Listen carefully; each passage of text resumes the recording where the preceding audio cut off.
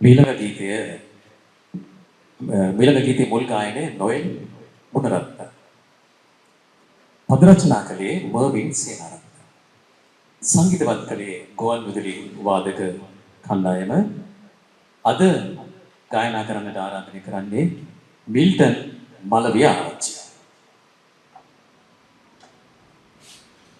Milton මලවිය ආරච්චි 2019 වසරේ dialogue ප්‍රශංසා දෙරණ 60+ තරගෙන් සීටී ප්‍රනාන්දු මහත්මයාගේ ගීත ගායනා කරලා අනු ශූරතාවය දිනාගත්තා.